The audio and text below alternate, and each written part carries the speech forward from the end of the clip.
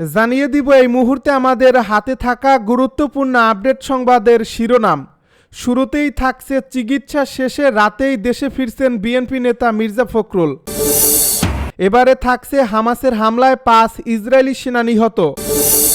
আরও জানাবো ভারতের আগ্রাসনে পারমাণবিক সংঘাতের আশঙ্কা। এবারে থাকছে গোপনে চীন থেকে ক্ষেপণাস্ত্র তৈরির উপাদান আনছে ইরান।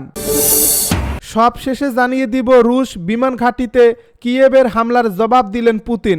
এতক্ষণ শুনছিলেন আপডেট সংবাদের শিরোনাম, এবারে বিস্তারিত। তবে তার আগে অনুরোধ রইল ভিডিওটিতে একটি লাইক এবং কমেন্ট করে জানিয়ে দিন ভিডিও সম্পর্কে আপনার মূল্যবান মতামত। আরও জানিয়ে দিন ভিডিওটি কোথা থেকে দেখছেন বা কোন জেলা থেকে দেখছেন। চিকিৎসা শেষে রাতে দেশে ফিরছেন বিএনপি নেতা মির্জা ফখরুল। চোখের চিকিৎসা শেষে আজ শুক্রবার রাতে দেশে ফিরছেন বিএনপি মহাসচিব মির্জা ফখরুল ইসলাম আলমগীর। থাইল্যান্ডের ব্যাংককের রুট নিন আই হাসপাতালে চিকিৎসা গ্রহণ শেষে চিকিৎসকদের পরামর্শ অনুযায়ী তিনি দেশে ফিরছেন। শুক্রবার এ বিষয়টি নিশ্চিত করেছেন বিএনপি চেয়ারপারসনের প্রেস উইং সদস্য সায়রুল কবির খান। তিনি বলেন, রাতে দলের মহাসচিব দেশে ফিরছেন।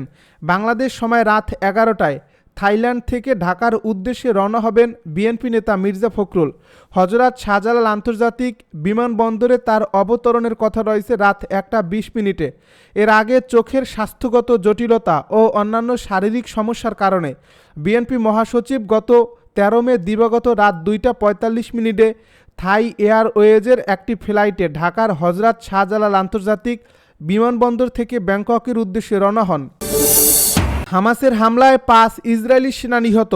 গাজার খান ইউনিসে একটি সংঘবদ্ধ হামলায় ইসরায়েলি সেনাবাহিনীর 5 সদস্য নিহত হয়েছেন। শুক্রবার ইসরায়েলি গণমাধ্যমের বরাত দিয়ে এই তথ্য নিশ্চিত করেছে ইরানি বার্তা সংস্থা মেহের।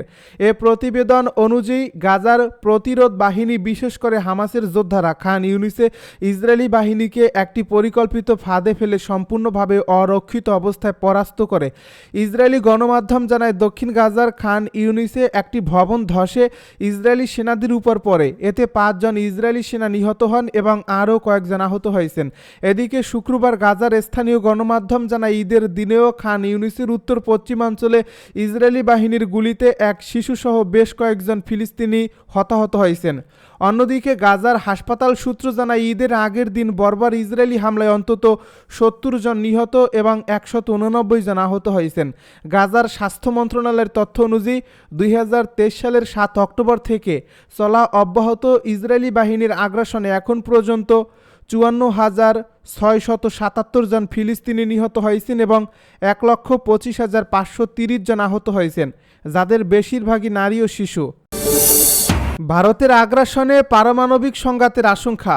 ভারতের ক্রমবর্ধমান আগ্রাসী নীতি দক্ষিণ এশিয়ার গুরুতর পারমাণবিক হুমকি সৃষ্টি করছে বলে মন্তব্য করেছেন পাকিস্তান পিপলস পার্টির chairman Bilawal Bhutto.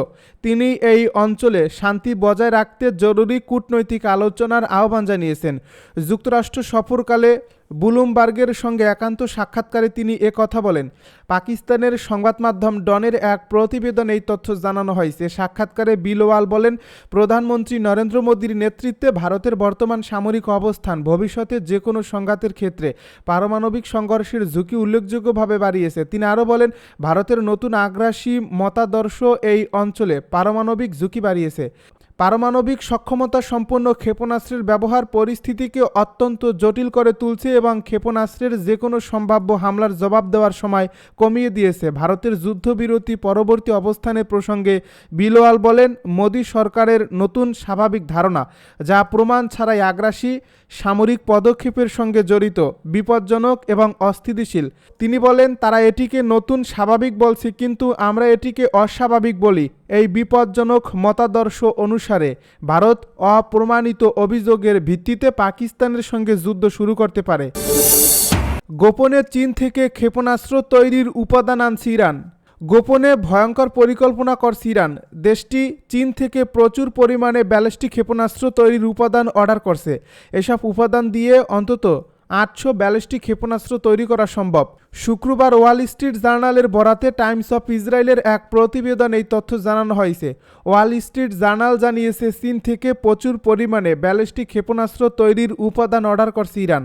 Islamic Republic তার সামরিক শক্তি এবং প্রক্সি নেটওয়ার্ক পুনঃপ্রতিষ্ঠার লক্ষ্যে এই উদ্যোগ নিয়েছে। প্রতিবেদনটি এমন সময় প্রকাশ পেল যখন ইরান ও যুক্তরাষ্ট্রের মধ্যে পরমাণু ইস্যু নিয়ে সংলাপ চলছে। অন্যদিকে একটি পৃথক প্রতিবেদনে জানানো হয়, ইসরায়েল হোয়াইট হাউসকে জানিয়েছে সংলাপ ব্যর্থ না হওয়া পর্যন্ত তারা ইরানের পরমাণু স্থাপনাগুলোর উপর হামলা চালাবে না। ওয়াল স্ট্রিট জার্নালের এক প্রতিবেদনে লেনদেনের সঙ্গে সংশ্লিষ্ট ব্যক্তিদের উদ্ধৃতি দিয়ে বলা হয়েছে, তেহরান প্রায় 800টি ক্ষেপণাস্ত্র তৈরির জন্য পর্যাপ্ত অ্যামোনিয়াম পার ক্লোরাইড অর্ডার করেছে, যা সলিড ফুয়েল ক্ষেপণাস্ত্র উৎপাদনে ব্যবহৃত হয়। এই উপাদানগুলো আগামী মাসগুলোতে ইরানে পৌঁছানোর কথা রয়েছে। এ প্রতিবেদনে আরও বলা হয়, এই চালানের চুক্তি মাস কয়েক আগে সম্ভবত মার্কিন প্রেসিডেন্ট ডোনাল্ড ট্রাম্পের মার্চ মাসে ইরানের সর্বোচ্চ নেতা আয়াতুল্লাহ আলী খামেনির সঙ্গে পারমাণবিক আলোচনার প্রস্তাব দেওয়ার ঘোষণার আগে সম্পূর্ণ হয়েছিল। রুশ বিমান ঘাঁটিতে কিয়েভের হামলার জবাব দিলেন পুতিন। রাশিয়া স্থানীয় সময় শুক্রবার ভোরে ইউক্রেনের রাজধানী কিয়েভ সহ দেশটির বিভিন্ন অঞ্চলে ড্রোন ও ক্ষেপণাস্ত্র দিয়ে ব্যাপক হামলা চালিয়েছে বলে জানিয়েছেন সংশ্লিষ্ট কর্মকর্তারা। এই হামলায় অন্তত 3 জন নিহত ও 49 জন আহত হয়েছে বলে জানিয়েছেন ইউক্রেনের প্রেসিডেন্ট ভলোদিমির জেলেনস্কি। আকাশপথে চালানো এই হামলার লক্ষ্য ছিল কিয়েভ, পাশাপাশি উত্তর পশ্চিম ইউক্রেনের লুতস্ক শহর ও টার্নোপিল অঞ্চল। রুশ প্রতিরক্ষা মন্ত্রণালয় জানিয়েছে, এই হামলা ছিল কিয়েভ শাসক গোষ্ঠীর সন্ত্রাসী হামলার প্রতিক্রিয়া এবং তারা সামরিক স্থাপনাগুলোকে লক্ষ্য করেই হামলা চালিয়েছে।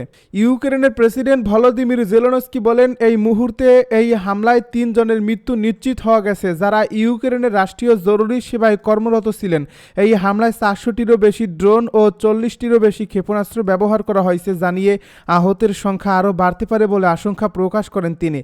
এর আগের এক বিবৃতিতে কিয়েভের মেয়র ভিতালি কিলিৎসক রাজধানীতে 4 জন নিহত হওয়ার কথা জানিয়েছিলেন।